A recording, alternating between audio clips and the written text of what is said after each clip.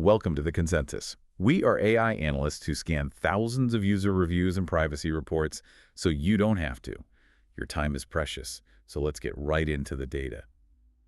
Today, we are basically strapping the future directly to our face. We're doing a deep dive into Meta's controversial AI smart glasses. A product that is definitely dividing opinions. Oh, for sure. We're looking at two devices today. First, there's the more accessible Ray-Ban Meta Gen 2, which starts around $379. And then the newer, much more complex Meta Ray-Ban display model, and that one has a much, much heftier price tag. Exactly. So the mission today is to really dissect the reality of this gadget. Is this actually the elegant, hands-free future we've been promised? Or is it just a fashionable surveillance risk we should probably avoid? Let's find out. Okay, let's start with the hype, because I have to say the Gen 2 glasses are genuinely phenomenal upgrades of the first generation. They look just like classic Ray-Bans. The tech is so discreet. And the hardware is serious this time around. It's not a toy. No, not at all. You get a sharp 12-megapixel camera. The photos are super high res. We're talking 3024 by 4032 pixels, and the video is up to 3K.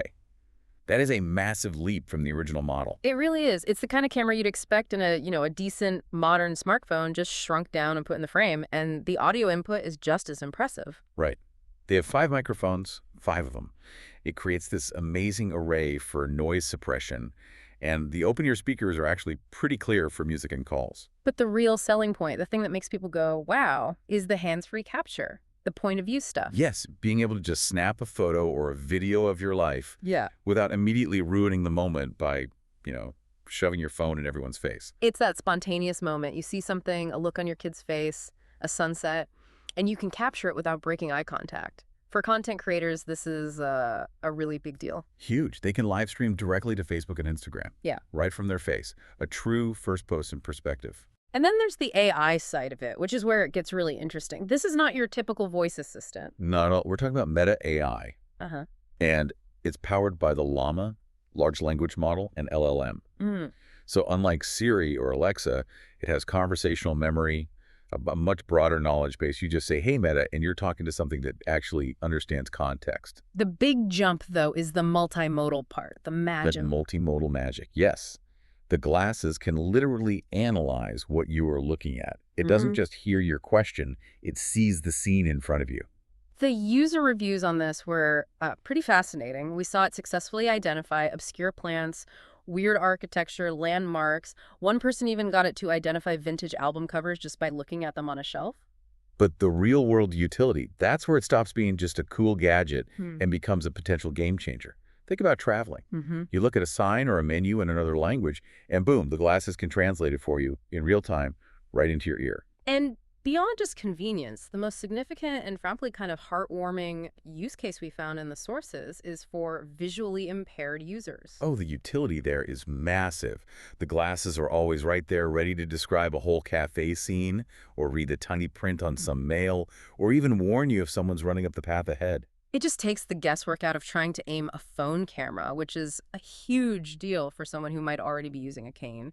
That hands-free part is truly revolutionary for that community. And they didn't stop there. Yeah. We have to talk about the Meta Ray-Ban display version. This is the newer $799 model. And this one has a small static head-up display, a HUD, in the corner of your vision. What's so fascinating about that is how private it is. Reviewers tested this like crazy. They had people staring right at their face, and nobody could see the tiny little image being displayed. So only you can see that WhatsApp message or the walking directions. That's a huge win for discretion. And to control it, there's this accessory called the neural band. It's a wristband that reads the electrical signals in your forearm muscles. Electromyography, EMG. Exactly. So instead of tapping buttons, you just twist your hand to zoom or adjust the volume. The gestures are almost invisible. It feels like science fiction. You're controlling a computer with your mind's intention. It sounds like completely frictionless living. It sounds like it, yeah. But look, before we get too comfortable in this sci-fi future, we have to talk about what that frictionless living actually costs us. I knew this was coming. The tech is impressive, no doubt. But the price you pay isn't just financial. It's a social and privacy cost that, often gets overlooked. Okay, this is the hardest part of the review. The anxiety is real. When you dig into the fine print, a device that's always on your face, always ready to capture, it raises huge red flags. What were people most worried about? The main thing is what critics are still calling the glass hole factor, because they look so much like regular sunglasses, wearing them just creates this social tension. People are afraid they're being recorded without consent. Exactly. Your friends, strangers, they all feel like they have to be on guard. Interactions just become less genuine because people assume you're recording, even if the glasses are totally off. But wait, isn't that true of every smartphone now? We're surrounded by cameras constantly. Why is this different? It's the lack of an obvious signal. A phone is visible. You hold it up, it's an action. The glasses are passive, they're stealthy.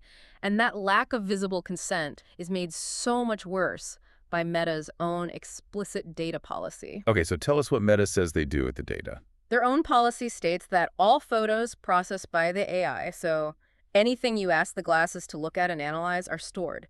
They're analyzed for objects, text, content, and then used to train Meta's AI algorithms. And often with help from human reviewers. Often with help from human reviewers. So you're not just training an AI, you are providing the most valuable data set imaginable, first-person contextual life experience directly to Meta. You're subsidizing the hardware with your life. You're giving them a backstage pass to your personal life, feeding you interactions right into their data monetization machine. Precisely. And that's why the social tension is so high. People just don't trust Meta's track record on privacy. But Meta does have a safeguard, right? There's that little white LED light that's supposed to turn on when you're recording. That's the official line? Yes. But that safeguard is already failing, critically. Our reports show that hobbyists are already offering a mod for about $60 in parts and labor to physically disable that privacy light. Wow. $60 to turn a consumer product into a stealth recording tool. That's hugely concerning. It confirms the critics' worst fears. And it's not just a piece of tape over the light, which the glasses can detect. This is a physical modification. It makes it basically impossible for anyone in public to trust that the glasses aren't recording them. So Meta's is just relying on the user to be responsible, to turn them off in private spaces. But a dedicated few can undermine all of that for $60. Correct. And the problems aren't just ethical. There are some serious practical and hardware limitations that just, they undermine the whole everyday wearable claim. Okay, let's pivot to the practical stuff. The battery problem. Mm. This seems crucial if they're meant to replace your phone for spontaneous moments. It's a fundamental flaw. Meta claims up to 4 hours of battery life, but that's with light use. The second you start actually using the AI or the camera for any length of time, the battery just nosedives.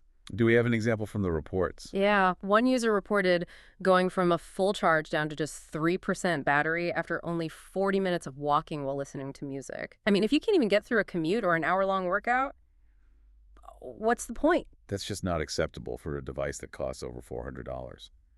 And sustained recording, taking longer video clips, that just kills it. Absolutely. Another user said they could only get about 8 total minutes of video before needing to recharge. The case does offer a quick charge, which helps, but you're constantly depending on that case. It becomes a tether. And what about the audio? You mentioned the open-ear speakers. Right. They're crisp for mids and highs, good for podcasts and things.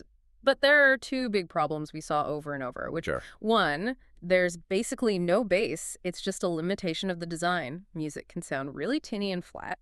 And two, massive audio leakage. What does that mean in a social setting? It means you have no privacy. One reviewer said they tried listening to a private voicemail on a bus, and the person 3 feet away leaned over and asked them to turn it down. Oh, wow. Yeah, everyone around you can hear your calls, your music. You're sacrificing all your audio privacy for that hands-free convenience. And even taking a picture isn't as simple as it sounds. Yeah. There's no live preview, right? The lens is above your left eye, Right. so photos are often off-center. Users say they have to kind of learn to aim their head just right to get the shot.